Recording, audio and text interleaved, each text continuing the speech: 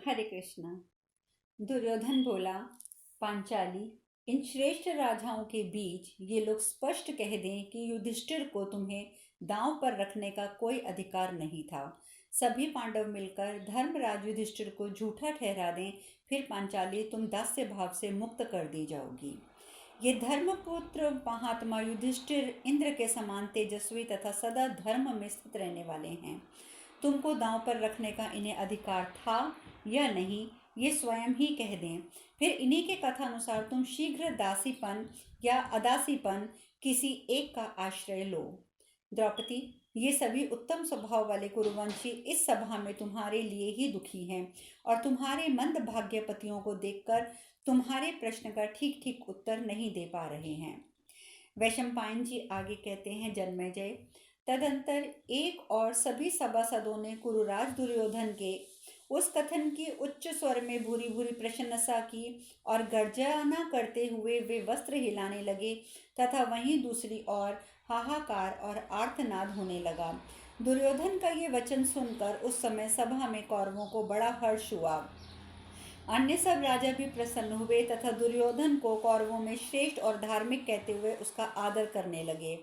फिर वे सब नरेश मुंह घुमाकर राजा युधिष्ठिर की ओर इस आशा से देखने लगे कि देखें ये धर्मज्ञ पांडु कुमार क्या कहते हैं। युद्ध में कभी पराजित न होने वाले पांडुनंदन अर्जुन किस प्रकार अपना मत व्यक्त करते हैं, भीमसेन, नकुल और सहदेव भी क्या कहते हैं, इसके लिए इन राजाओं के मन में बड़ी उत्कंठा थी। वह कोलाहल शांत होने पर भीमसेन अपनी चंदन चर्चित सुंदर दिव्य भुजा उठाकर इस प्रकार बोले। भीमसेन ने कहा, यदि ये महामना धर्मराज युधिष्ठिर हमारे पितृतुल्य तथा इस पांडु कुल के स्वामी ना होते तो हम कौरवों का अत्याचार कदापि सहन ना करते। ये हमारे पुण्य, तप और प्राणों के भी प्रभु हैं। यदि ये द्रौपदी को दांव पर लगाने से पूर्व अपने को हारा हुआ नहीं मानते हैं तो हम सब लोग इनके द्वारा दांव पर रखे जाने के कारण हारे जा चुके हैं। यदि मैं हारा गया ना होता तो अपने पैरों से पृथ्वी का स्पर्श करने वाला कोई भी मरना धर्म मनुष्य द्रौपदी के इन केशों को छू लेने पर मेरे हाथ से जीवित नहीं बच सकता था। राजाओं, परिघन के समान मोटी और गोलाकार मेरी इन विशाल भुजाओं की ओर तो देखो। इस बीच में आकर इंद्र भी जीवित नहीं बच सकता। मैं धर्म के बंधन में बंधा हूँ। बड़े भाई के गौरव ने मुझे रोक रखा है और अर्जुन भी मना कर रहा है, इसीलिए मैं इस संकट से पार नहीं हो पा रहा। यदि धर्मराज मुझे आज्ञा दें तो जैसे सिंह छोटे मृगों को दबोच लेता है, मैं इसी प्रकार धृतराष्ट्र के इन पापी पुत्रों को तलवार की जगह हाथों के तलवों से ही मसल दूंगा। वैशंपायन जी कहते हैं, राजन, तब भीष्म, द्रोण और विदुर ने भीमसेन को शांत करते हुए कहा, भीम, क्षमा करो, तुम सब कुछ कर सकते हो। इस प्रकार दूत पर्व में भीम वाक्य विषयक 70वां अध्याय पूर्ण हुआ। कर्ण बोला, भद्रे द्रौपदी, दास, पुत्र तथा सदा पराधीन रहने वाली स्त्री, ये तीनों धन के स्वामी नहीं होते। जिसका पति अपने ऐश्वर्य से भ्रष्ट हो गया, ऐसी निर्धन दास की पत्नी और दास का सारा धन, इन सब पर उस दास के स्वामी का ही अधिकार होता है। राजकुमारी, अतः अब तुम राजा दुर्योधन के परिवार में जाकर सबकी सेवा करो। यही कार्य तुम्हारे लिए शेष बचा है, जिसके लिए तुम्हें आदेश दिया जा रहा है। आज से धृतराष्ट्र के समुद्र पुत्र ही तुम्हारे स्वामी हैं, कुंती के पुत्र नहीं। सुंदरी, अब तुम शीघ्र ही दूसरा पति चुन लो, जिससे द्यूत क्रीड़ा के द्वारा तुम्हें फिर किसी की दासी न बनना पड़े। पतियों के प्रति इच्छानुसार बर्ताव तुम जैसी स्त्री के लिए नंदनीय नहीं है। दासीपन में तो स्त्री की स्वेच्छाचारिता प्रसिद्ध है ही, अतः यह दास्य भाव ही तुम्हें प्राप्त हो। यज्ञसेन कुमारी, नकुल हार गए, भीमसेन, युधिष्ठिर, सहदेव तथा अर्जुन भी पराजित होकर दास बन गए हैं। अब तुम दासी हो चुकी हो। वे हारे हुए पांडव अब तुम्हारे पति नहीं हैं। क्या कुंती कुमार युधिष्ठिर इस जीवन में पराक्रम और पुरुषार्थ की आवश्यकता नहीं समझते, जिन्होंने सभा में इस द्रुपद राजकुमारी कृष्णा को दांव पर लगाकर जुए का खेल खेला। वैशंपायन जी कहते हैं, जन्मेजय, कर्ण की ये बात सुनकर अत्यंत अमर्ष से भरे हुए भीमसेन ने बड़ी वेदना का अनुभव करते हुए उस समय जोर जोर से उच्छ्वास लेने लगा। वे राजा युधिष्ठिर के अनुगामी होकर धर्म के पाश में बंधे हुए थे। क्रोध से उनके नेत्र रक्तवर्ण हो रहे थे। वे युधिष्ठिर को दग्ध करते हुए बोले। भीमसेन ने कहा, राजन, मुझे सूत पुत्र कर्ण पर क्रोध नहीं आता। सचमुच ही दास धर्म वही है जो उसने बताया है। महाराज, यदि आप इस द्रौपदी को दांव पर लगाकर जुआ ना खेलते तो क्या ये शत्रु हम लोगों से ऐसी बातें कह सकते थे? वैशंपायन जी कहते हैं, भीमसेन का यह कथन सुनकर उस समय राजा दुर्योधन मौन एवं अचेत सी दशा में बैठे हुए युधिष्ठिर की ओर देखकर इस प्रकार बोला। नरेश, भीमसेन, अर्जुन, नकुल, सहदेव आपकी आज्ञा के अधीन है। आज ही द्रौपदी के प्रश्न पर आप ही द्रौपदी के प्रश्न पर कुछ बोलिए। क्या आप कृष्णा को हारी हुई नहीं मानते हैं? कुंती कुमार युधिष्ठिर से ऐसा कहकर ऐश्वर्य मद से मोहित हुए दुर्योधन ने इशारे से राधा नंदन कर्ण को बढ़ावा देते और भीमसेन का तिरस्कार सा करते हुए अपनी जांघ का वस्त्र हटाकर द्रौपदी की ओर मुस्कुराते हुए देखा।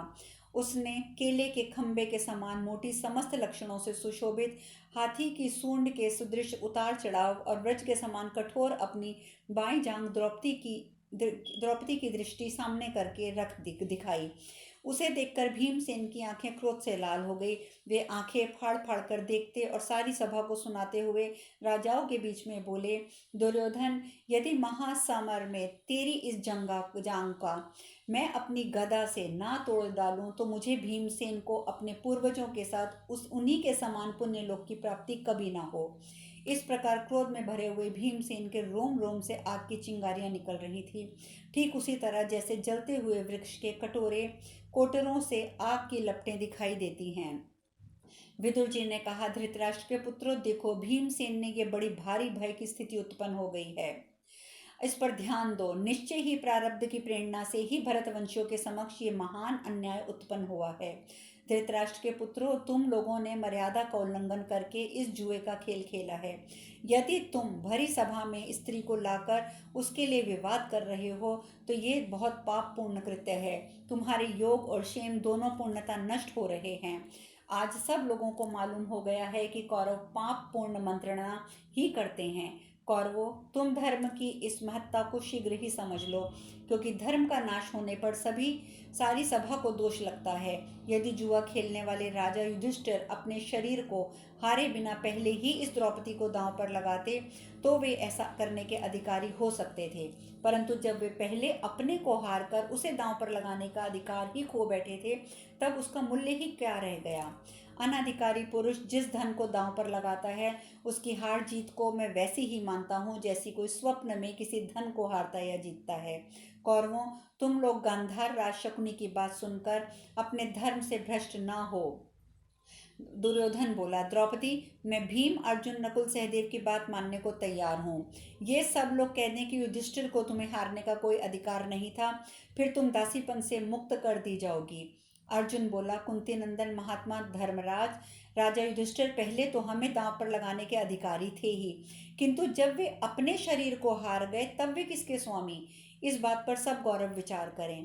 वैशंपायन जी ने कहा, जन्मेजय, तत्पश्चात राजा धृतराष्ट्र की अग्निशाला के भीतर एक गीदड़ आकर जोर जोर से हुआ हुआ करने लगा।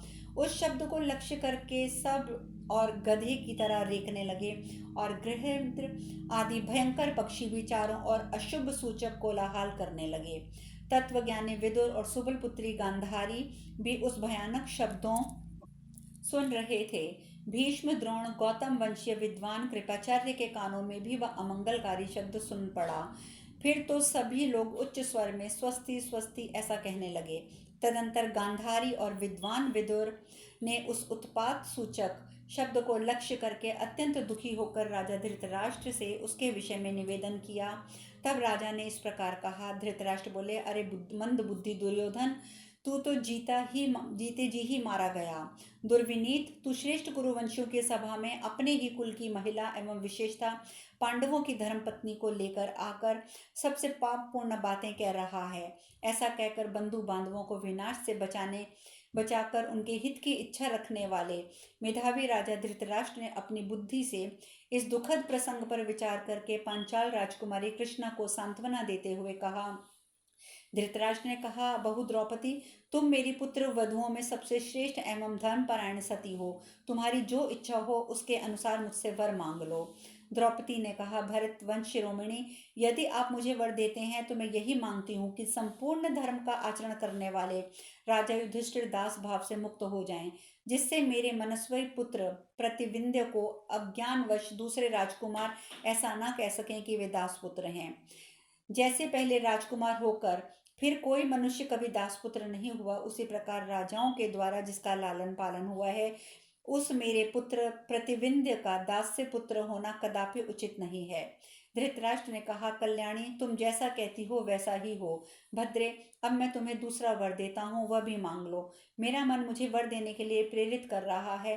तुम एक ही वर पाने के योग्य नहीं हो। द्रौपदी ने कहा, राजन, मैं दूसरा वर ये मांगती हूँ कि भीमसेन, अर्जुन, नकुल और सहदेव अपने रथ और धनुष बाण सहित दास भाव से रहित एवं स्वतंत्र हो जाएं। धृतराष्ट्र ने कहा, महाभागे, तुम अपने कुल को आनंद प्रदान करने वाली हो, तुम जैसा चाहती हो वैसा ही हो। अब तुम तीसरा वर और मांग लो। तुम मेरी सब पुत्रों विद्रोह में श्रेष्ठ और धर्म का पालन करने वाली हो। मैं समझता हूँ कि केवल 2 ही वरों से तुम्हारा पूर्ण सत्कार नहीं हुआ। द्रौपदी ने कहा, भगवान, लोभ धर्म का नाश होता है, अतः मेरे मन में वर मांगने का उत्साह नहीं है। राजशिरोमणि, तीसरा वर लेने का मुझे कोई अधिकार भी नहीं है। राजेंद्र, वैश्य को 1 वर मांगने का अधिकार बताया गया है। क्षत्रिय स्त्री 2 वर मांग सकती है। क्षत्रिय को 3 वर और ब्राह्मण को 100 वर मांगने का अधिकार है। राजन, मेरे ये पति दास भाव प्राप्त होकर भारी विपत्ति में फंस गए थे, अब वह उससे पार हो गए हैं। इसके बाद पुण्य कर्मों में के अनुष्ठान के द्वारा ये लोग स्वयं कल्याण प्राप्त कर लेंगे। इस प्रकार द्युत पर्व में द्रौपदी वरलाभिषेक 71वां अध्याय पूर्ण हुआ। कर्ण बोला, मैं मनुष्यों में जिन सुंदर स्त्रियों के नाम सुने हैं उनमें से किसी ने ऐसा अद्भुत कार्य नहीं किया या किया हो, ऐसा मेरे सुनने में नहीं आया है। कुंती के पुत्र और धृतराष्ट्र के पुत्र सभी एक दूसरे के प्रति अत्यंत क्रोध से भरे हुए थे। ऐसे समय में ये द्रुपद कुमारी कृष्णा इन पांडवों को परम शांति देने वाली बन गई।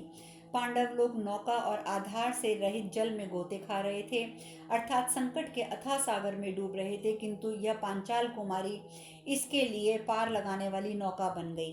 वैशंपायन जी कहते हैं, राजन, कौरवों के बीच में कर्ण की ये बात सुनकर अत्यंत असहनशील भीमसेन मन ही मन बहुत दुखी होकर बोला, हाय, पांडवों को उबारने वाली भी एक स्त्री ही हुई। भीमसेन ने कहा, महर्षि देवल का कथन है, महर्षि देवल कहते हैं कि पुरुष में 3 प्रकार की ज्योतियां हैं, संतान, कर्म और ज्ञान, क्योंकि इन्हीं से सारी प्रजा की सृष्टि हुई है। जब ये शरीर प्राण रहित होकर शून्य और अपवित्र हो जाता है तथा समस्त बंधु बांधव उसे त्याग देते हैं, तब वे ही ज्ञान आदि 3 ज्योतियां पुरुष के उपयोग में आती हैं। धनंजय, हमारी धर्मपत्नी द्रौपदी के शरीर का बलपूर्वक स्पर्श करके दुशासन ने उसे अपवित्र कर दिया है।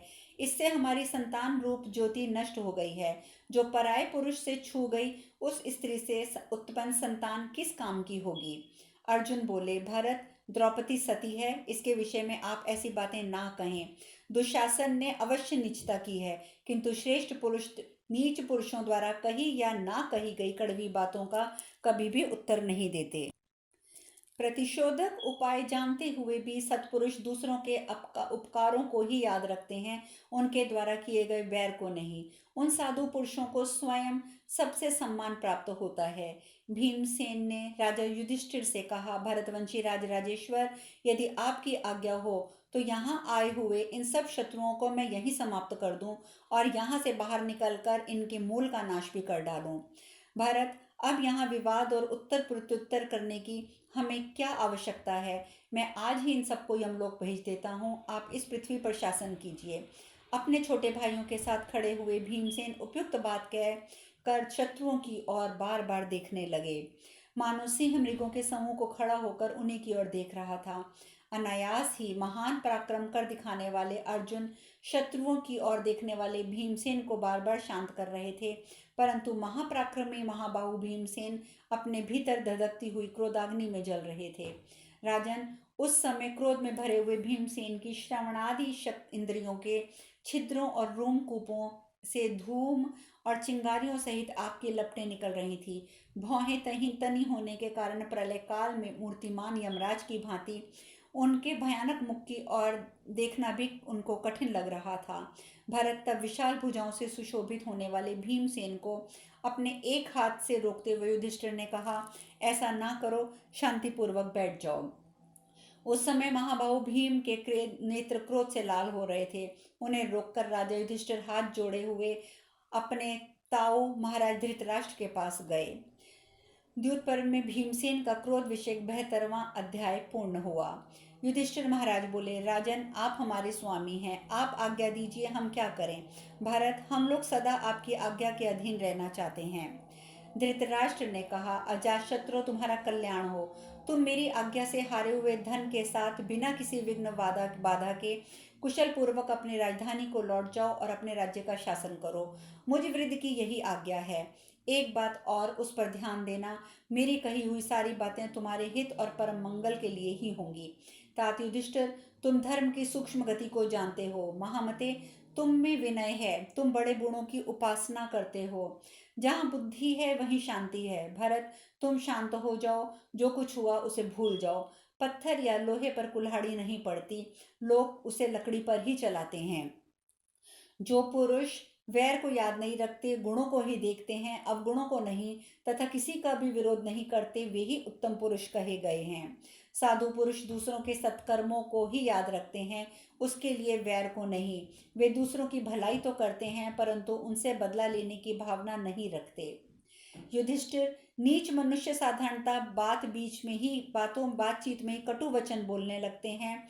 जो पहले स्वयं कटु वचन न कहकर प्रत्युत्तर में भी कठोर वचन ही कहते हैं, और जो सुन लेते हैं, वे मध्यम श्रेणी के पुरुष होते हैं। परंतु जो धीर एवं श्रेष्ठ पुरुष हैं, वे किसी के कटु वचन बोलने या ना बोलने पर भी अपने मुख से कभी कठोर और अहितकर बात नहीं कहते हैं। महात्मा पुरुष अपने अनुभव को सामने रखकर दूसरों के सुख दुख को भी अपने समान जानते हुए उनसे अच्छे बर्ताव की ही उपेक्षा करते हैं, और उनसे अच्छा बर्ताव ही करते हैं, और उनका अच्छा बर्ताव ही याद रखते हैं, उनके द्वारा किए गए वैर विरोध को नहीं। सत्पुरुष आर्य मर्यादा को कभी भंग नहीं